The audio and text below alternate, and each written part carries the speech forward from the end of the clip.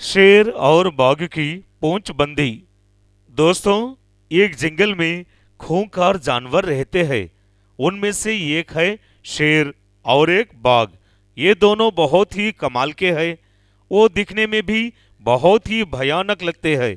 हमारी जो कहानी है उसमें शेर और बाघ दोनों मित्र हैं और उन दोनों ही साथ में रहते हैं। दोनों साथ में शिकार करते हैं और साथ में ही खाना खाते। इसी तरह कुछ दिन बीत गए। इतने में कुछ दिनों दोनों एक दूसरे से नहीं मिले और एक दूसरे से बातचीत करना भी छोड़ दिए। बहुत दिन हो गए और एक दिन शेर को अचानक से वो बाघ दिखाई देती है। अरे दोस्त, तुम्हें क्या हो गया? इतने दिन कहाँ गायब हो गए? तुम आजकल बिल्कुल दिखाई ही नहीं देते। क्या हुआ तुम्हें? अरे दोस्त, मैं तुम्हें क्या बताऊं? इधर आके बैठ जाओ, तुमसे बहुत सारी बातें करनी है। अच्छा अच्छा, ठीक है। अब बताओ, तुम्हारी समस्या क्या है? देखो, मैं कुछ दिनों पहले एक बागनी से मिला हूँ और मुझे उससे प्यार हो गया है। तो इस वजह से मैं तुमसे मिलने नहीं आया। आहा, मैं ज्यादा बाहर भी नहीं आता हूँ। अच्छा अच्छा, प्यार में पड़े हो? हा हा हा, ये तो अच्छी बात है। तुम दोनों शादी कर सकते हो ना? बहुत खुशी खुशी रहोगे।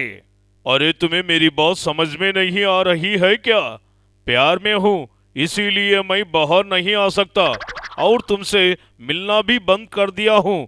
मेरे पास वक्त नहीं होता। अगर मैं उससे शादी करूंगा तो मेरी बात ही खत्म हो जाएगी।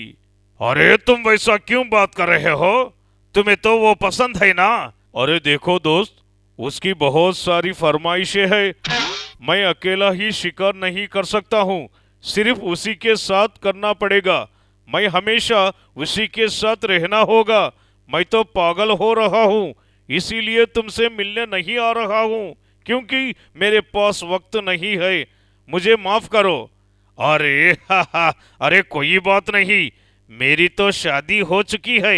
मेरी हालत भी वैसी ही है, इसीलिए मैं भी तुमसे मिलने नहीं आ पाया। हा, मुझे माफ करो। इस तरह से शेर और बाघ एक दूसरे से बात करते रहते हैं।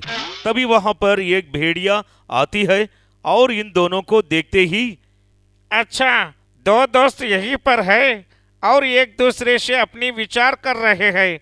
अभी बताती हूँ। दोनों मिलकर पूरा खाना खत्म कर देते हैं।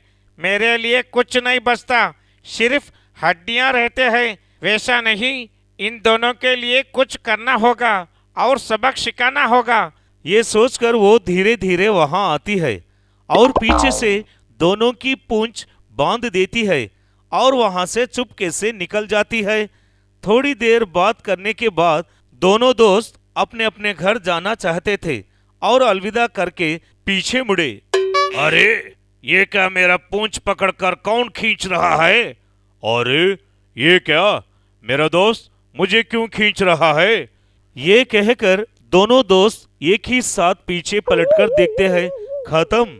दोनों की पूंछ बंधी हुई दिखाई देती है। एक तरफ से शेर और दूसरी तरफ से बाघ बहुत जोर से खींचने लगते हैं, लेकिन फिर भी दोनों की पूंछ बांध कर ही रहते हैं, तो वापस ठीक से नहीं आते।